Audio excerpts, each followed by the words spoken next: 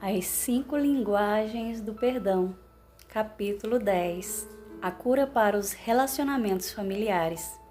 Karen compartilhou este poderoso testemunho. Meus pais se divorciaram quando eu estava na 5ª série. Quando eu ia visitar meu pai, não me parecia que ele tinha alguma consideração por mim ou que queria passar tempo comigo.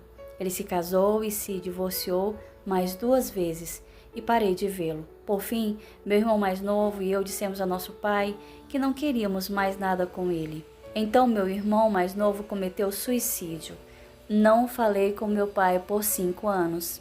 Durante esse tempo, ele tentou entrar em contato comigo algumas vezes, mas sempre com aquela postura de tentar explicar porque ele estava certo e eu errada.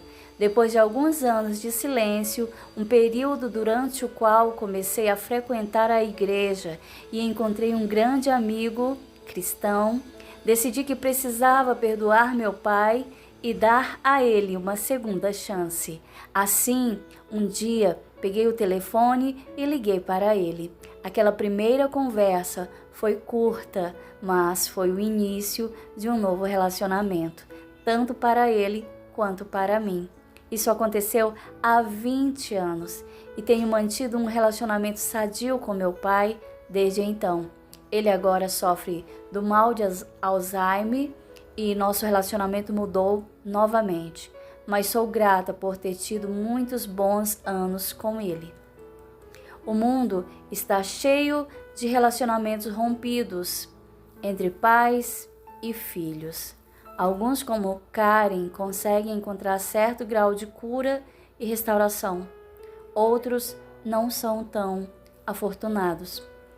Há alguns anos, meu filho Derek estava fazendo pós-graduação. Ele morava e trabalhava numa igreja que funcionava numa casa no distrito de Haight-Ashbury, em São Francisco. Seu ministério era concentrado no contato com jovens adultos que haviam migrado para aquela cidade na esperança de melhorar de vida, mas, de repente, se viram sem ter onde morar.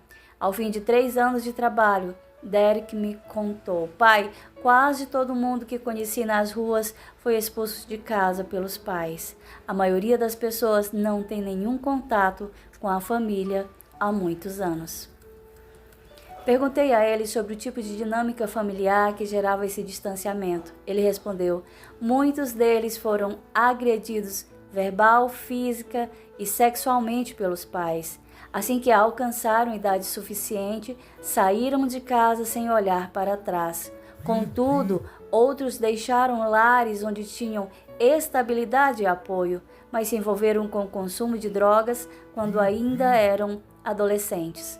Os pais tentaram ajudar, mas com o tempo perderam a esperança e desistiram, fazendo com que aqueles jovens passassem a viver por sua própria conta e risco. Um filho rebelde.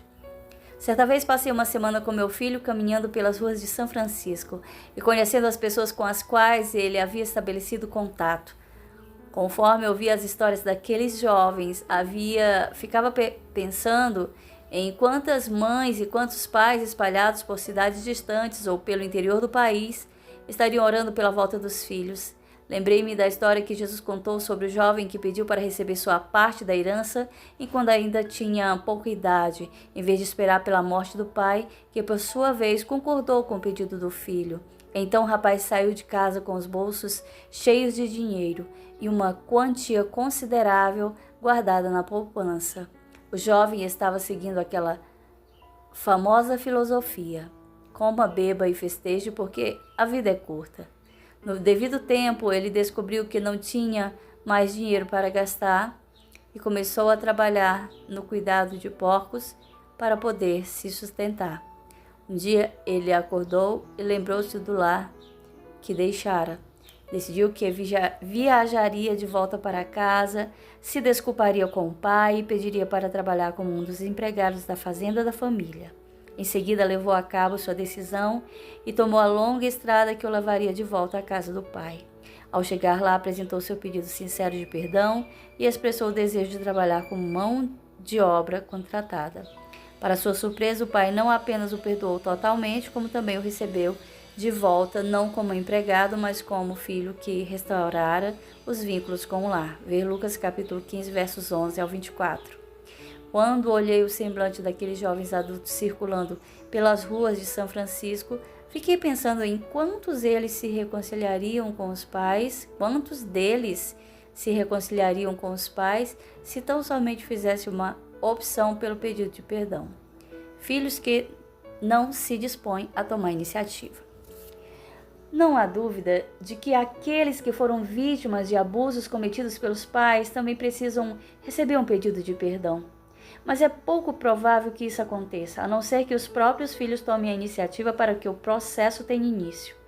Os pais não podem se desculpar com um filho adulto cujo contato perderam. Lembro-me da história de Marcy, que conheci em um seminário sobre casamento ministrado numa cidade do centro-oeste dos Estados Unidos.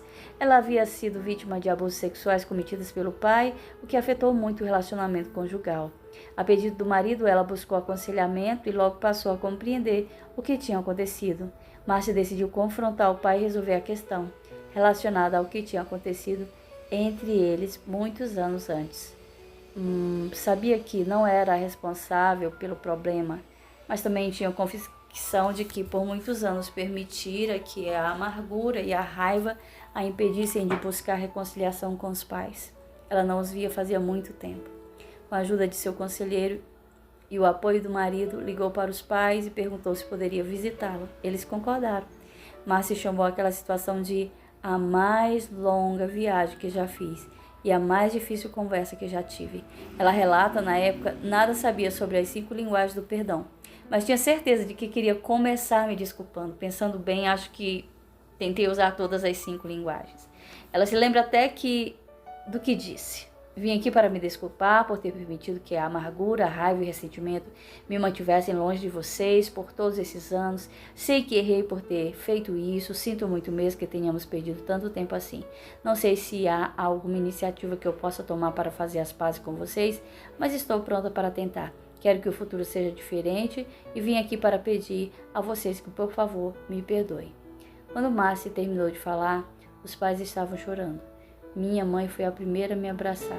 Depois foi a vez de meu pai, que disse: Sim, eu não estava preparada para o que aconteceria em seguida. Meu pai continuou falando com lágrimas nos olhos. Eu a perdoo, mas primeiro preciso pedir perdão a você por muitas coisas que eu fiz. Sei que errei com você, nunca conversei sobre isso com sua mãe, mas acho que está na hora de ela saber que maltratei você de uma maneira horrível. Desde que me tornei cristão, tenho pedido a Deus inúmeras vezes que me perdoe. Chorei muito por causa disso, espero que sua mãe possa me perdoar também. Emocionada, Marcy prosseguiu seu relato. Abracei meu pai e disse: Eu perdoo você. Também sou cristã e sei que Jesus levou para a cruz tanto os seus pecados quanto os meus. Então minha mãe olhou para o meu pai e falou: Não sei se posso perdoar você.